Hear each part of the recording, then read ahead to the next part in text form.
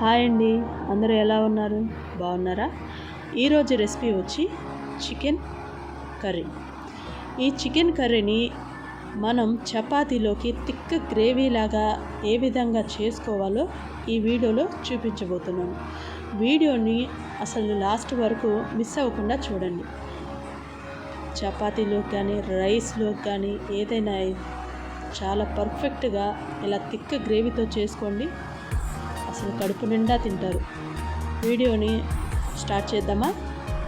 ముందుగా 1 కిలో చికెన్ని తీసుకొని శుభ్రంగా కడిగి స్టవ్ మీద పెట్టుకొని ఈ విధంగా చికెన్లో రుచికి సరిపడా ఉప్పు,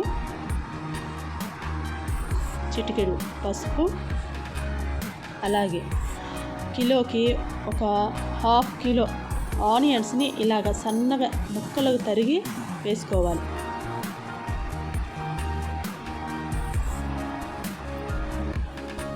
తరువాత దీంట్లోనే సన్నగా తరిగి పెట్టుకున్న కొత్తిమీర, పుదీనా వేసుకోవాలి.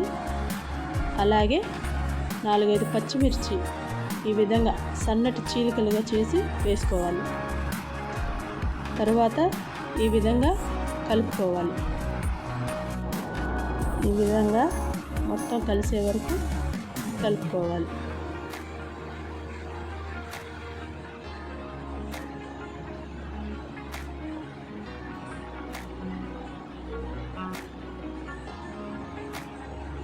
ఈ విధంగా కలుపుకున్న తర్వాత వాటర్ బయటకు వచ్చేంత వరకు మూత పెట్టి ఉడికించుకోవాలి. చూడండి, వాటర్ అంతా బయటకు వచ్చేసింది కదా. ఇప్పుడు ఫ్రెష్గా రుబ్బుకున్న అల్లం వెల్లుల్లి పేస్ట్ కొంచెం ఒక 2 స్పూన్లు అలా వేసుకోండి.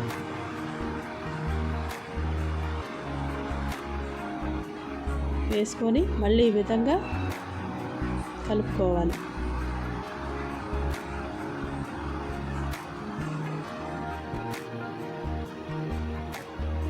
ఈ విధంగా కలుపుకున్న తర్వాత చూడండి, ఇలా వాటర్ అంతా ఉల్లిపాయలు చాలా బాగా మగ్గిపోయిన తర్వాత మనం ఆయిల్ పోసుకోవాలి. ఆయిల్ పోసుకొని మళ్ళీ ఒకసారి కలుపుకోవాలి. చూడండి, ఆనియన్స్ కానీ కొత్తిమీర, పుదీనా, పచ్చిమిర్చి అన్నీ బాగా మగ్గిపోయి వాటర్ అంతా పైకి వచ్చేసింది. ఇప్పుడు నూనె పోసాం కదా, ఇంకా బాగా ఆనియన్స్ అన్నీ మెత్తగా ఉడికిపోతాయి. ఇలా మెత్తగా ఉడికిపోయిన తర్వాత మనం ఘాటుకి సరిపడా మీరు ఎంత తినగలుగుతారో అంత కారం వేసుకోండి. వేసుకొని ఈ విధంగా మళ్ళీ కలుపుకోండి.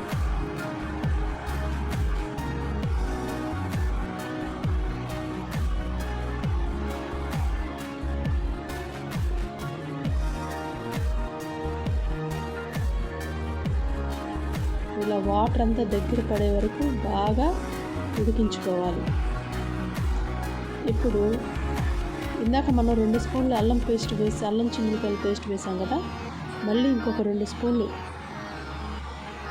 అల్లం వెల్లుల్లి పేస్ట్ వేసుకొని బాగా కలుపుకోండి.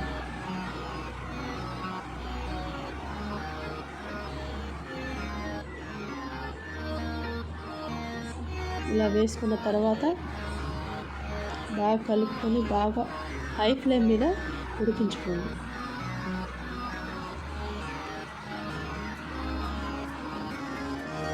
ఇప్పుడు ఆయిల్ అంతా సెపరేట్ అయింది కదా.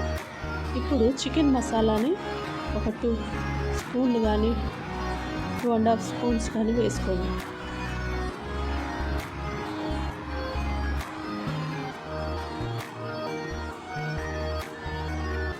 కొంచెం స్పైసీనెస్గా ఉంటేనే చికెన్ కర్రీ అనేది చాలా బాగుంటుంది కదండి.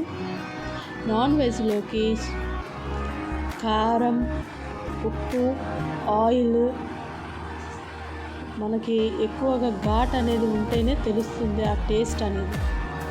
ఇలా బాగా కలుపుకున్న తర్వాత ఇప్పుడు ప్రాసెస్ ఏంటంటే సిమ్లోనే పెట్టి చికెన్ని మనం చూడండి, ఆయిల్ పైకి తేలేంత వరకు మనం సిమ్లోనే ఉడికించుకోవాలి. ఇప్పుడు ఆయిల్ పైకి తేలింది కదా, ఇప్పుడు మళ్ళీ కొత్తిమీర కొద్దిగా వేసుకొని బాగా కలుపుకొని మరొక 5 నిమిషాలు ఆయిల్ అంతా పైకి తేలేంత వరకు మూత పెట్టి ఉడికించుకుంటే సరిపోతుంది.